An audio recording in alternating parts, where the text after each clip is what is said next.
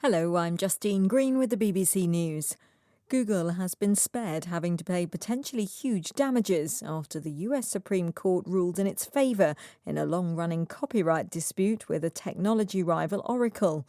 Justices ruled that Google's incorporation of Oracle's Java programming language in its Android mobile operating system was fair use. With the details, here's Neda Taufik. The ruling sets a new precedent in how U.S. copyright law applies to computer code.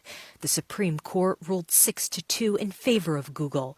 Justice Stephen Breyer, writing for the majority, said allowing enforcement of Oracle's copyright would risk harm to the public. So many programs used Oracle's code that such a move would turn computer code into a lock, limiting the future of creativity of new programs, with only Oracle holding the key, he said.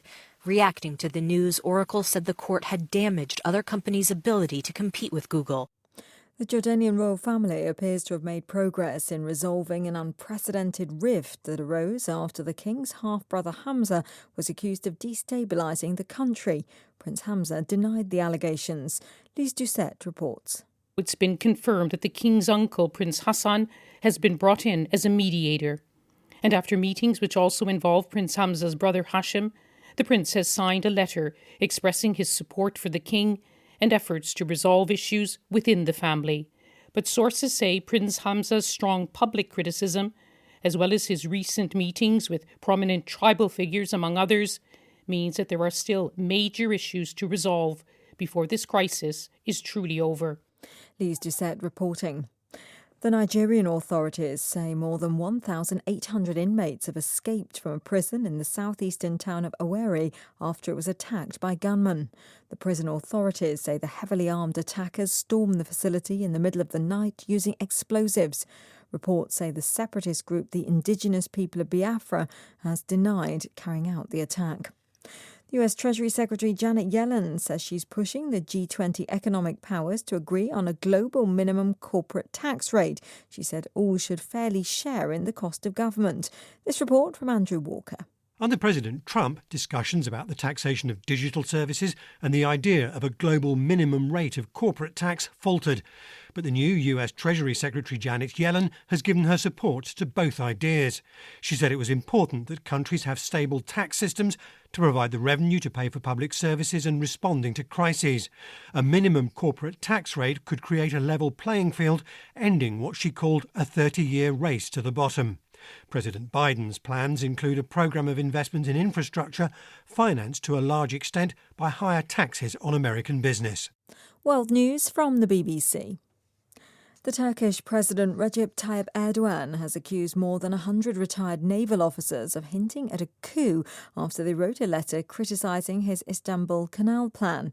He said that in a country plagued by coups, another attempt by former admirals could never be accepted. 10 retired admirals were detained for having signed the letter.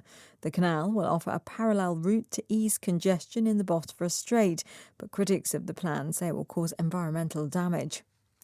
Israel's Prime Minister Benjamin Netanyahu has launched a bitter attack on prosecution lawyers following the resumption of his corruption trial. He said the hearing had been a charade.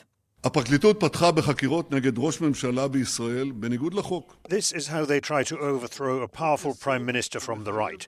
This is what an attempted coup looks like. What is happening is an effort to trample democracy over and over again. They are attempting to annul the will of the electorate. The prosecution says Mr. Netanyahu has misused the power of his office to secure better coverage in the media, a charge he's always denied. Britain says it's easing some of its coronavirus restrictions next week. Pubs will open for outdoor service and gyms and non-essential shops will be able to resume business. But the government warned there was no room for complacency. Decisions on whether to allow non-essential travel will be taken later. Ethiopian Airlines says it's cooperating with the Zambian authorities after one of its cargo planes mistakenly landed at an airport still under construction near the capital Lusaka.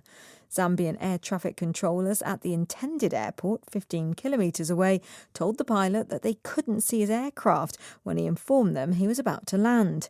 Ethiopian Airlines said that pilots hadn't been told about a new airport with the same runway orientation as the old one and that this might have contributed to the mix-up.